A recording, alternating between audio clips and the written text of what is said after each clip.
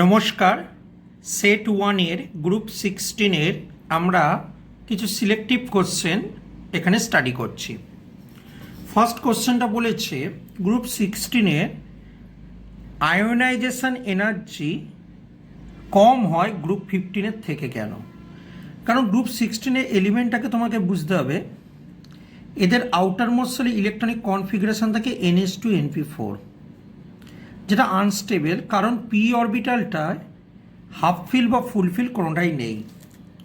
কিন্তু ও যদি একটা ইলেকট্রন লস করলে NH2 NP3 তৈরি করবে, যেটা কিনা স্টেবল।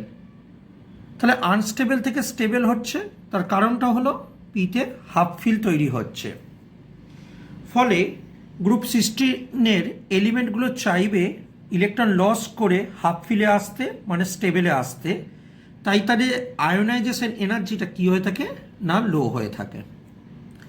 কিন্তু গ্রুপ 15-এ যদি চলে আসো, এদের হয় NH2 NP3, যেটা অলরেডি স্টেবল, তাই সেখান থেকে ইলেকট্রন বার করা খুবই ডিফিকাল্ট, তাই জন্য এদের আয়োনাইজেশন এনার্জি হাই হয়ে থাকে। Second question, H2S less acidic than H2TE। দেখো, অ্যাসিডিটি কার উপর ডিপেন্ড করে না, অ্যাসিডিটি মনে রাখতে হবে 1/H বন্ডিং। হাইড্রোজেন বন্ডিং যত বেশি হবে অ্যাসিডিটি তত কম হবে।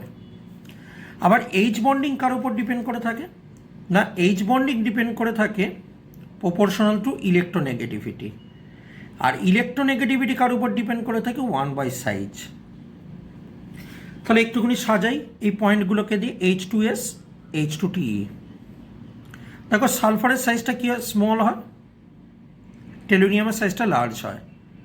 তাহলে সাইজ স্মল মানে ইলেকট্রোনেগেটিভিটি বেশি, তার মানে এটার ইলেকট্রোনেগেটিভিটি বেশি, ফলে এটার ক্ষেত্রে হাইড্রোজেন বন্ডিং বেশি, তাই H2S এর হাইড্রোজেন বন্ডিং বেশি। আর হাইড্রোজেন বন্ডিং যত বেশি হবে অ্যাসিডিটি তত কম হবে, তার মানে বলতে পারি এটা হলো লেস অ্যাসিডিক। পয়েন্টটা ধরতে পেরেছ? নেক্সট কোশ্চেন বলেছে H2S reducing agent, SO2 oxidising এবং রিডিউসিং এজেন্ট দুটোই কেন?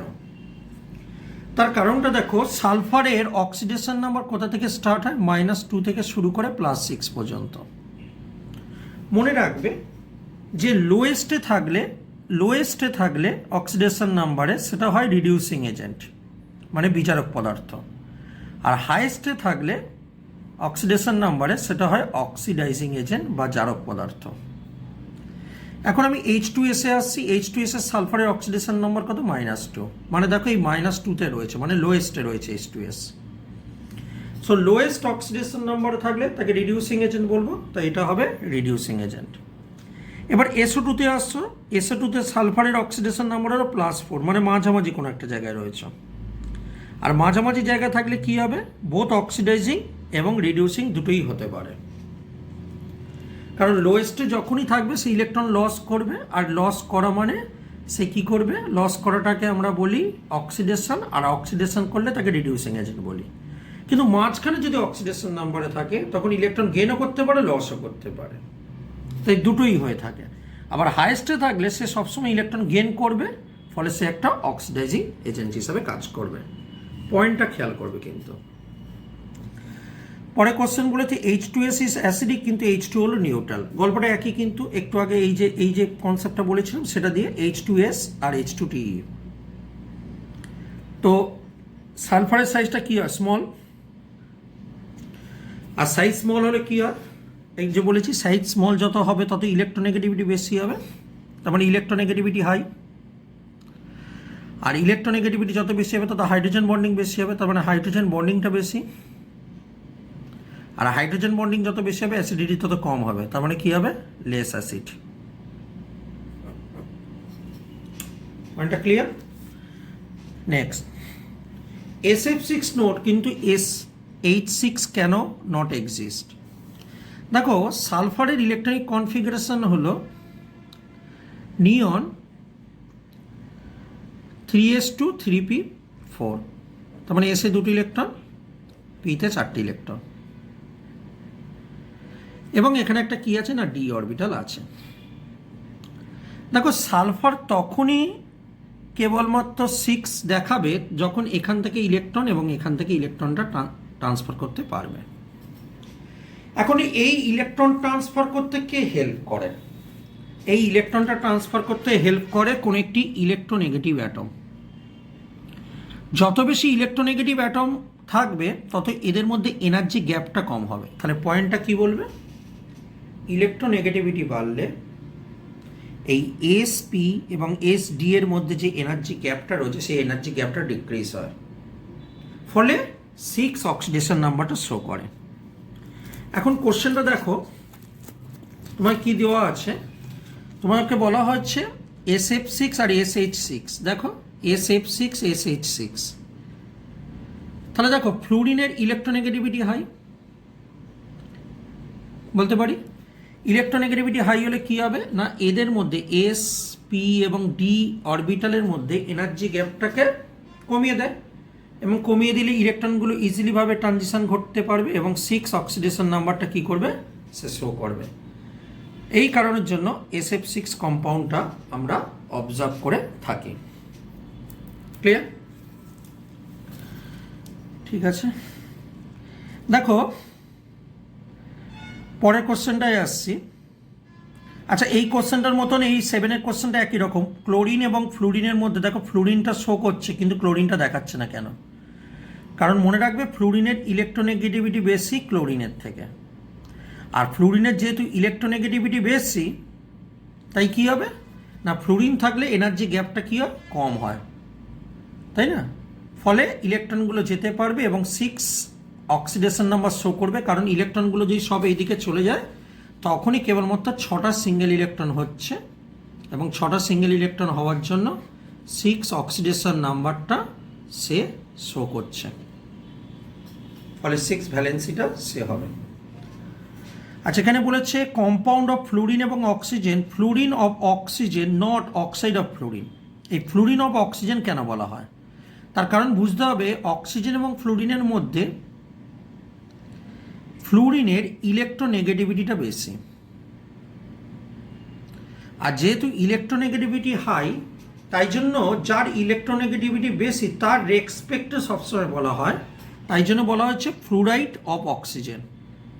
ঠিক আছে, বিকজ অক্সিজেনের থেকে ফ্লুরিনের ইলেকট্রোনেগেটিভিটিটা বেশি হয় বলে। পরেরটা বলেছে SF6 কেন একটা গ্যাসিয়াস ইলেকট্রিক ইনসুলেটর হিসেবে কাজ করে? কারণ দেখো SF6 এর স্ট্রাকচারটা ভালো করে দেখবে। এটা হলো SF6, খুব ইম্পর্টেন্ট একটি স্ট্রাকচার। তার কারণটা হচ্ছে SF6 এই ফ্লুরিনগুলো এমনভাবে ঘিরে থাকে যে মাঝখানে আর কোনো গ্যাপ থাকে না, তাই SF6 কোনো রিয়াকশানে টেক পার্ট করে না। তো যদি কোনো রিয়াকশানে টেক পার্ট না করে তাকে আমরা ইলেকট্রিক ইনসুলেটর হিসাবে কাজ করতে পারি, ফলে আমার কাছে কোনো রিয়াকশানে টেক পার্ট করবে না, ফলে আমাদের যে ওয়েদারিং বা আবহাওয়াজনিত কোনো ক্ষয় এর দ্বারা হবে না। বুঝতে পেরেছ? পরের question, SF6 is not easily hydrolysis. একই কথা, যেহেতু চারিদিকে ফ্লুরিনগুলো ঘিরে থাকে ফলে হাইড্রোলিসিস হতে গেলে ওয়াটার মলিকুলগুলোতে এর মধ্যে আসতে হবে, তাই না? এবং আসবার সময় এদের সঙ্গে কী হয়? একটা স্টেরিক এফেক্ট কাজ করে, এবং স্টেরিক এফেক্ট কাজ করবার জন্য SF6 হাইড্রোলিসিস হয় না। Next question, sulphur exhibit catenation property not selenium. তার কারণটা হচ্ছে সালফার এবং সেলেনিয়ামের মধ্যে সেলেনিয়ামের সাইজটা লার্জ। এবার ক্যাটিনেশন মানে কি? সালফার সালফার এরমভাবে বন্ড রয়েছে, সেলেনিয়াম যদি বন্ড হয়ে থাকে বন্ডটা বড় হবে, এবং যখনই বন্ডটা বড় হবে বন্ডটা তখন কী হয় বলো তো? উইক হয়।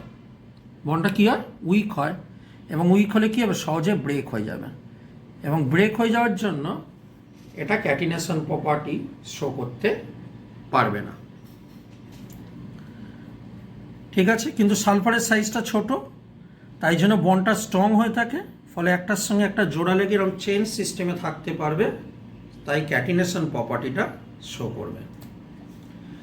নেক্সট কোশ্চেন বলেছে sulphur disappear when boil with Na2SO3। তার কারণ হলো Na2SO3 এবং সালফারের যদি রিয়াকশান করো Na2S2O3-তে কনভার্ট হয়ে যায়। ঠিক আছে, তাই সালফারটা ডিসঅ্যাপিয়ার হয়ে যায়, মানে রিয়াকশন করে Na2S2O3 তৈরি করে, ফলে আর থাকে না। H2O লিকুইড কিন্তু H2S গ্যাস কেন? দেখো আমি আজকে শুরুতেই হাইড্রোজেন বন্ডিংয়ের কনসেপ্টটা বলেছি, এটা মনে রাখবে। এবার দেখো H2O আর H2S, ঠিক আছে। অক্সিজেনের সাইজটা কি আছে? স্মল। আর যত সাইজ স্মল হবে তত ইলেকট্রোনেগেটিভিটি বেশি, আর যত ইলেকট্রোনেগেটিভিটি বেশি হবে তত তার হাইড্রোজেন বন্ডিং বেশি।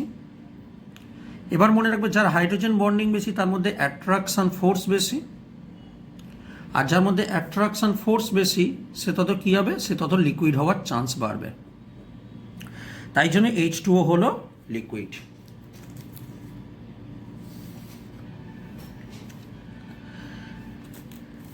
Ozone is powerful oxidising agent, কারণ অ্যাকচুয়ালি কী হয়, ওজোন ভেঙে গিয়ে অক্সিজেন O2 এবং ন্যাসেন্ট অক্সিজেন তৈরি করে। এই ন্যাসেন্ট অক্সিজেন প্রচণ্ডভাবে রিঅ্যাক্টিভ এবং যে কোনো কাউকে অক্সিডাইজড করে দিতে পারে বা জারণ ঘটিয়ে দিতে পারে। তাই জন্য ওজোন হলো একটা powerful oxidising agent. Ka2 is less than Ka1 H2SO4। মিনিংটা কি বলতে চেয়েছে? মিনিংটা এটা বলতে চেয়েছে, this is the structure of H2SO4। এই H2SO4 যখন একটা H+ লস করে তাহলে দেখতে কেমন হয়? এরকম হয়ে থাকে। এখন তোমাকে দেখতে হবে এই H+ লস করাটা কি তার কাছে সোজা? উত্তর হলো হ্যাঁ। আচ্ছা, প্রথম লস করছে তাই Ka1 বলা হয়, ইকুইলিব্রিয়াম কনস্ট্যান্ট। তার কারণ লস করলে এই মাইনাসটা হাইড্রোজেনের সঙ্গে একটা হাইড্রোজেন বন্ডিং তৈরি করে ফেলে, এবং হাইড্রোজেন বন্ডিং তৈরি করলে এটা কী হয় বলো তো? স্টেবল হয়। এবং স্টেবল হওয়ার জন্য ফার্দার আর লস, সরি এটা সালফার ছিল, এটা ফার্দার আর H+ লস করাটা খুব ডিফিকাল্ট হয়ে যায়। করবে না বলছি না, কিন্তু করাটা খুব ডিফিকাল্ট হয়ে থাকে, বিকজ ইট ওয়াজ স্টেবল। তাহলে প্রথমটা লস করা সোজা, কারণ লস করলে তবেই স্টেবিলিটি পায়, কিন্তু দ্বিতীয়টা লস করা খুব কঠিন, কারণ স্টেবিলিটি ব্রেক করতে হয়। তাই Ka2টা কী হবে? লার্জ হবে, সরি Ka2টা স্মল হবে, কারণ পরেরটা হাইড্রোজেন লস করাটা খুব ডিফিকাল্ট বলে। ওকে, পয়েন্টটা ধরতে পেরেছ? প্রথমটা লস করলে হাইড্রোজেন বন্ডিং করলে স্টেবল হবে, দ্বিতীয়টা লস করলে স্টেবিলিটি পায় না, বরঞ্চ স্টেবল কম্পাউন্ড থেকে হাইড্রোজেনটাকে লস করতে হয়, which is very much difficult. তাই জন্য প্রথমটা লস করা সোজা, তাই Ka1 মানে প্রথমটা, 1 বলতে প্রথম হাইড্রোজেন লস করাটা অনেক বেশি হয়ে থাকে। ঠিক আছে। Oxygen is gas, sulphur is solid. তার কারণটা তোমাকে বুঝতে হবে। অক্সিজেন কী থাকে? অক্সিজেন O2 ফর্মে থাকে, এর জন্য গ্যাস। কিন্তু সালফার বেসিক্যালি কী ফর্মে থাকে না? S8 ফর্মে থাকে। কেমনভাবে থেকে থাকে? এরমভাবে থেকে থাকে, S8 ফর্মে এরমভাবে থেকে থাকে, ক্রাউন ফর্মে। এবং যত সালফারের সংখ্যা বাড়ছে তত মলিকুলার ওয়েট বাড়ছে, আর যত মলিকুলার ওয়েট বাড়ছে তত ভ্যান্ডারওয়াল ফোর্স বা ভ্যান্ডারওয়াল বল বাড়ছে, আর যত ভ্যান্ডারওয়াল ফোর্স বাড়ছে তত তার সলিড হওয়ার টেন্ডেন্সিটাও বাড়ছে। তো এটা হলো রিজন। তারপরটা বলেছে গ্রুপ 16 এলিমেন্টগুলোকে আমরা চ্যালকানোজেন কেন বলি? দেখো, চ্যালকানোজেন মানে কি? চ্যালকানোজেন মানে হলো ওর ফর্মেশন, মানে ওর তৈরিতে ইউজ হয়ে থাকে। এখন দেখো, দেখতে পাওয়া গেছে কপারের যে ওরগুলো রয়েছে সেটা হয় অক্সাইড, নয় সালফাইড, নয় সেলেনিয়াম আছে, নয় টেলোনিয়াম আছে। মানে কপারের ওরের মধ্যে এই সমস্ত এলিমেন্টগুলো দেখতে পাওয়া যায়। তাই জন্য গ্রুপ 16কে আমরা চ্যালকানোজেন বলে থাকি। পরের question, positive oxidation number of oxygen are generally not found. তার কারণ বুঝতে হবে, অক্সিজেন হলো একটা ইলেকট্রোনেগেটিভ এলিমেন্ট। তো যারা ইলেকট্রোনেগেটিভ এলিমেন্ট তারা নেগেটিভ অক্সিডেশন নাম্বার শো করবে, not positive. Positive oxidation number say show করবে না। তো এটা হলো রিজন। তারপরে বলেছে thermal stability decreases H2O two H2S। দেখো, তোমাকে বুঝতে হবে H2O এবং H2S এর মধ্যে সালফারের সাইজটা স্মল, হাইড্রোজেনের সাইজটা স্মল। তার মানে এই যে বন্ডটা রয়েছে, এই বন্ডটা কী আছে? স্ট্রং বন্ড, কারণ বন্ড লেন্থটা ছোট, বন্ধন দূরত্বটা ছোট। কিন্তু যখন তুমি টেলুনিয়ামে চলে আসছো, গ্রুপ 16-এ মনে করে দেখো টেলুনিয়াম অনেক নিচের দিকে রয়েছে, ফলে টেলুনিয়ামের সঙ্গে যখন হাইড্রোজেনের বন্ডটা হবে, এই বন্ডটা কী আছে বলো তো? এই বন্ডটা তখন কী হবে? লার্জ বন্ড হবে। এবং অবভিয়াসলি লার্জ বন্ড মানে উইক হবে, এবং উইক বন্ড হলে কী হবে? ব্রেক হয়ে যাবে। তার মানে কী হবে? থার্মালি কী হবে? ব্রেক হয়ে গেলে কী হবে বলো? থার্মালি আনস্টেবল হবে। বিকজ টেলুনিয়ামের সাইজটা বড়, ফলে বন্ড ডিস্টেন্সটাও বেশি এবং বন্ডটাও উইক হয়, কিন্তু অক্সিজেনের সাইজটা ছোটো, তাই বন্ডটা কী হয়, স্ট্রং হয়। তো এটা হলো রিজন। তারপরে question, magnetic gain in enthalpy of oxygen is less than that of sulphur. কারণ তোমাকে বুঝতে হবে অক্সিজেন এবং সালফারের মধ্যে বেসিক ডিফারেন্স কোনটা না, অক্সিজেনের মধ্যে কোনো ভ্যাকেন্ট ডি অরবিটাল নেই, নো ভ্যাকেন্ট ডি অরবিটাল, কিন্তু সালফারের মধ্যে কি আছে না, ভ্যাকেন্ট ডি অরবিটাল আছে। এবং যার ভ্যাকেন্ট ডি অরবিটাল থাকে বা ফাঁকা ডি উপকক্ষ থাকে, সেই ইলেকট্রনটা গেইন করতে চায়, বিকজ ওই ভ্যাকেন্ট ডি অরবিটালের মধ্যে ইলেকট্রনটাকে রেখে দেবে। তো এই কারণের জন্য অক্সিজেন চায় না, কিন্তু সালফার কি চায়, ইলেকট্রন গেইন করতে চায়, তাই ইলেকট্রন গেইন এনথ্যালপিটা সালফারের বেশি হয়ে থাকে। ওকে, বিকজ সালফারের ভ্যাকেন্ট ডি অরবিটাল আছে।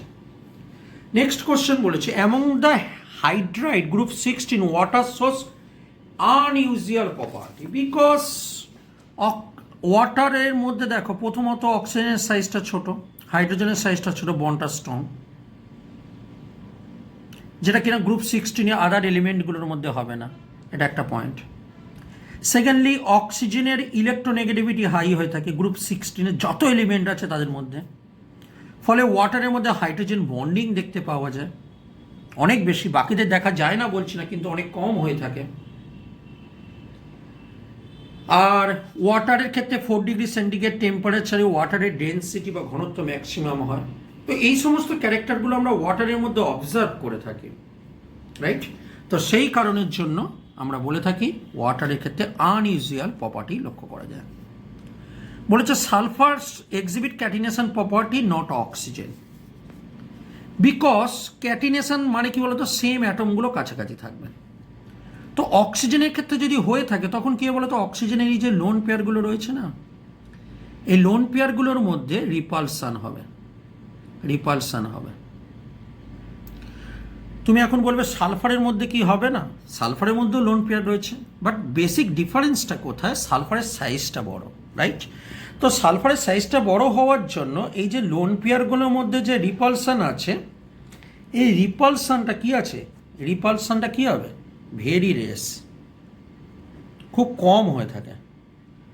এবং রিপালসানটা কম হয়ে গেলে অটোমেটিক্যালি কি হবে না, তার ক্যাটিনেশন প্রপার্টিটা বেশি দেখবে, কারণ ক্যাটিনেশন মানে এই এলিমেন্টগুলো পরপর পরপর জোড়া লাগবে। এখন রিপালসান যদি কম হয়ে থাকে তার মানে বন্ডটা তুলনামূলকভাবে স্ট্রং বন্ড, এবং স্ট্রং বন্ডের ক্ষেত্রে কি হবে না, ক্যাটিনেশন প্রপার্টিটা বেশি শো করবে। Next question, tendency of -2 oxidation state decreases মানে হ্রাস পায় বা কমতে থাকে অক্সিজেন টু পোলোনিয়াম, মানে অক্সিজেন থেকে যত পোলোনিয়ামে আসবে তত -2টা হয় না। একটা কথা ভেবে দেখো, -2 কি, নেগেটিভ অক্সিডেশন নাম্বার। এখন নেগেটিভ অক্সিডেশন নাম্বার কে শো করবে, ইলেকট্রোনেগেটিভ এলিমেন্ট, তার মানে যে ইলেকট্রোনেগেটিভ এলিমেন্ট সে নেগেটিভ অক্সিডেশন নাম্বারটা শো করবে। এখন দেখো অক্সিজেন, সালফার, সেলেনিয়াম, টেলোনিয়াম, পোলোনিয়াম, তো এর মধ্যে সব থেকে স্মল সাইজ অক্সিজেন, তার মানে অক্সিজেন হলো most electronegative atom, can I tell? তো অক্সিজেন যদি মোস্ট ইলেকট্রোনেগেটিভ অ্যাটম হয়, অক্সিজেনই -2টা শো করবে সবচেয়ে ভালো, কিন্তু যত তুমি ওপর থেকে নিচের দিকে নামবে কি হবে, সাইজটা লার্জ হবে। সাইজটা লার্জ হলে ইলেকট্রোনেগেটিভিটি কমবে, তাহলে বলতে পারি ইলেকট্রো পজিটিভিটি বা তড়িৎ ধনাত্মকতা হাই হবে, এবং ইলেকট্রো পজিটিভিটি যত বাড়বে তত কী হবে, -2টা কী করবে, শো করবে না। So this is the reason.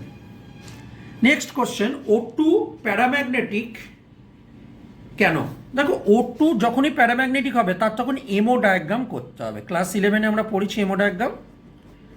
যদি আমরা অক্সিজেনের এমও ডায়াগ্রামটা আঁকি, অক্সিজেনের এমও ডায়াগ্রামটা কেমন হয়, এরকম হয়ে থাকে।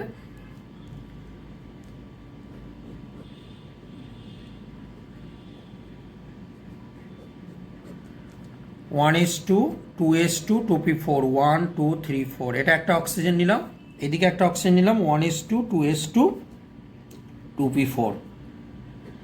ওকে, তাহলে মোট কতগুলো ইলেকট্রন হলো, 2 4 6 8 9 10 11 12 13 14 16 ইলেকট্রন, 2 4 6 8 9 10 11 12 13 14 15 16। তো বুঝতেই পারছো দুটো সিঙ্গেল ইলেকট্রন আছে, আর আমরা জানি ম্যাগনেটিক মুভমেন্টের ফর্মুলা √n × n+2। তার সিঙ্গেল ইলেকট্রনের জন্য n এর ভ্যালু কত হবে 2, মানে √8, তার মানে কী হবে প্যারাম্যাগনেটিক। তার মানে অক্সিজেনের ক্ষেত্রে এই যে সিঙ্গেল ইলেকট্রনগুলো থাকবার জন্য O2 মলিকুল কি হয় না প্যারাম্যাগনেটিক ক্যারেক্টারসে শো করে। নেক্সট কোশ্চেনটা আমরা আসছি।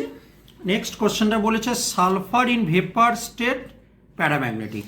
অ্যাকচুয়ালি দেখো সালফার যখন সলিড ফর্মে থাকে এসআইট আকারে থাকে, কিন্তু যখনই তাকে ভেপার ফর্মে নিয়ে আসবে তখন সালফারটা H2 ফর্মে থাকে। আর এই H2কে দেখতে O2র মতন, H2কে দেখতে কী হবে O2র মতন, মানে O2র যেমন এমো H2রও তেমন এমো। তাহলে O2র ক্ষেত্রে দেখো সিঙ্গেল ইলেকট্রন পাওয়া যাচ্ছে, তাই না, সিঙ্গেল ইলেকট্রন পাওয়া যাচ্ছে। ঠিক তেমনই H2র ক্ষেত্রে কী হবে না ওপরের যেটা ইলেকট্রনগুলো রয়েছে সেটাকে অ্যান্টিবন্ডিং বলে। তাহলে কি বলতে পারি অ্যান্টিবন্ডিংয়ে কি থাকে সিঙ্গেল ইলেকট্রন থাকে, এবং অ্যান্টিবন্ডিংয়ে সিঙ্গেল ইলেকট্রন থাকবার জন্য এটাকে কী বলো প্যারাম্যাগনেটিক হয়ে থাকে, তাই তো। তাহলে বলতে হবে সালফার সলিড ফর্মে এসআইট আকারে থাকে, কিন্তু যখন ভেপার ফর্মে আসে তখন H2 ফর্মে থাকে। আর H2'র এমো O2'র এমো সিমিলার। O2'র যেমন অ্যান্টিবন্ডিংয়ে দুটো সিঙ্গেল ইলেকট্রন থাকে, ঠিক তেমনি H2'রও অ্যান্টিবন্ডিংয়ে দুটো সিঙ্গেল ইলেকট্রন থাকে, এবং for that reason H2 is paramagnetic. তারপর বলেছে SF6 less reactive than SF4। দেখো SF6 কেমন, এই গ্রুপ 16 করানোর সময় বলেছিলাম SF6 মানে দিস ইজ SF6। এই ফ্লুরিনগুলো থাকবার জন্য চারিদিকে পুরো ঘিরে থাকে, ফলে এখানে কোনো মলিকুল ঢুকে কোনো রিয়াকশান করতে পারে না, তাই জন্য এটা ইনার্ট হয়ে থাকে।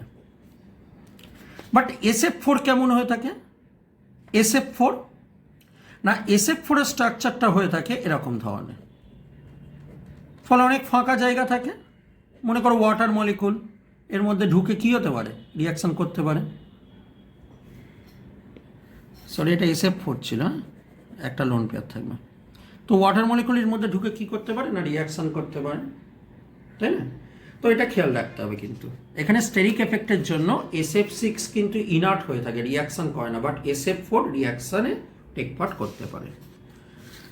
তো এই ছিল আমাদের কাছে গ্রুপ 16-এর কিছু সিলেক্টিভ কোশ্চেন। আমরা পরের ভিডিওতে গ্রুপ 17-এর কোশ্চেন ডিসকাস করব, কিন্তু এই যে গ্রুপ 16-এর কোশ্চেনগুলো আমরা করলাম সেগুলো আমাদেরকে ভালো করে প্র্যাকটিস করতে হবে, কারণ এমন ধরনেরই কোশ্চেন ডিফারেন্ট কম্পিটিটিভ এক্সামে কভার করে থাকে। ধন্যবাদ।